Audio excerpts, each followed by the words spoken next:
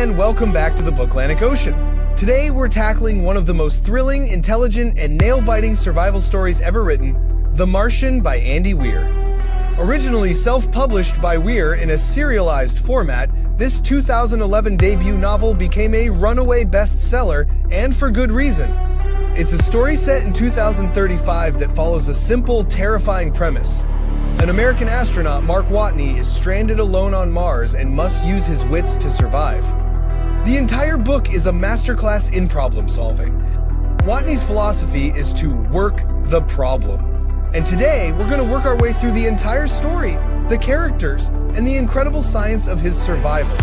So, let's get started.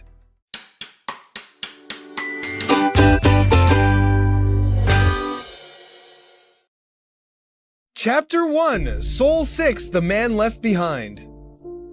The story begins with the Ares 3 mission, a planned month-long stay on Mars at a Sedalia Planitia. But only 6 sols, or Martian days, into the mission, disaster strikes.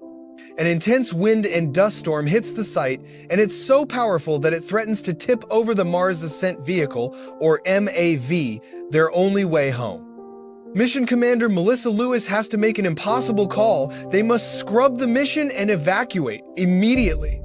In the hurried, chaotic run from the habitat, the BAV, to the MAV, the crew is blinded by sand. An antenna tears loose from its moorings and impales astronaut Mark Watney, tearing a hole in his spacesuit and disabling his radio. The force of the wind flings him out of sight. His last known biometric readings flatline. With the MAV teetering on the brink of collapse and Watney presumed dead, Commander Lewis, guilt-stricken, has no choice but to take off and leave him behind. The rest of the Ares 3 crew, Rick Martinez, Beth Johansson, Alex Vogel, and Dr. Chris Beck, begin their long journey back to Earth on their ship, the Hermes, believing their crewmate is dead. But Mark Watney is not dead. Now we're in Chapter 2, The Martian Botanist. Watney's injury was minor. The antenna in his own blood sealed the breach in his suit, saving his life. He awakens to a deafening silence and a single crushing realization: he is alone on an entire planet. With no long-range radio, he can't tell NASA or his crew that he's alive. He is a botanist and a mechanical engineer, and he is the only human on Mars. And he starts a log of his experiences. His options are to give up, or as he puts it, to work the problem. He faces a cascade of challenges, but the most critical is food. He calculates his remaining rations and realizes he will starve long before any potential rescue. But Watney is a botanist. The mission brought soil samples and a few small, vacuum-sealed potatoes for a Thanksgiving meal.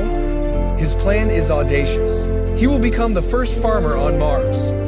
He turns the hab into a potato farm. But to grow plants, he needs water, a lot of water. His solution is pure, terrifying genius. He uses an iridium catalyst to separate the hydrogen from the crew's surplus hydrazine rocket fuel. Then, he carefully burns that hydrogen gas to create water.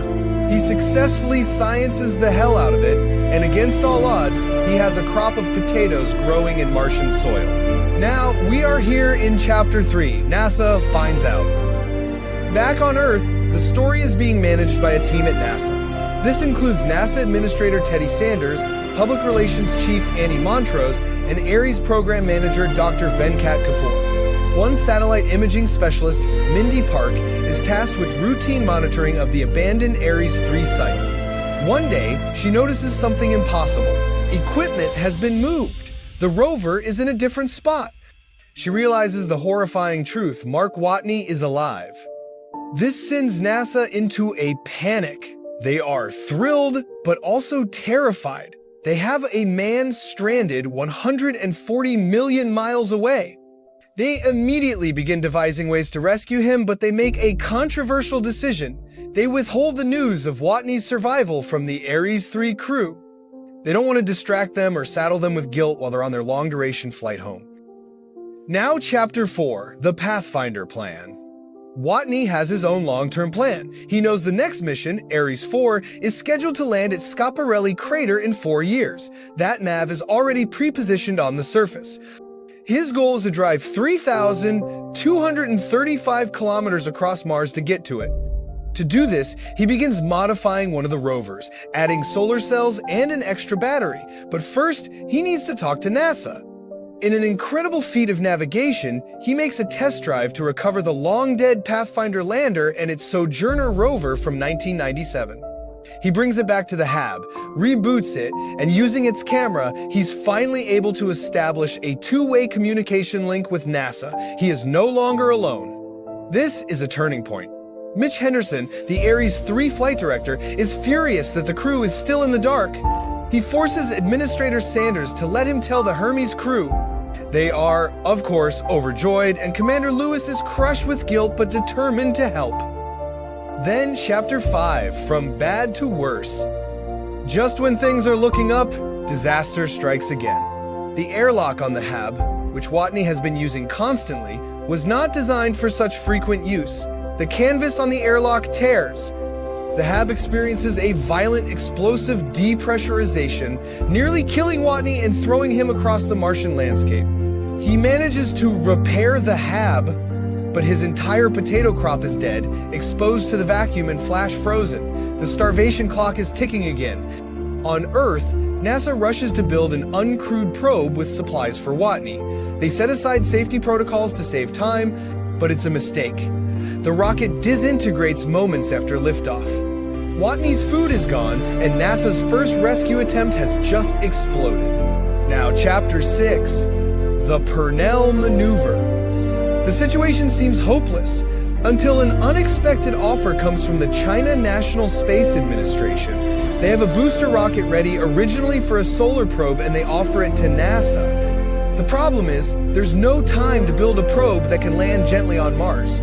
This is when a brilliant, low-level astrodynamicist named Rich Purnell devises an insane high-risk slingshot trajectory. He calls it the Rich Purnell Maneuver. The plan, the Chinese booster will launch a simple resupply probe to the Hermes as it passes Earth. The Hermes will not stop at Earth, but will grab the supplies, use Earth's gravity to slingshot back towards Mars, and intercept Watney in Martian orbit. It's a much extended mission that will risk the lives of the entire Ares 3 crew.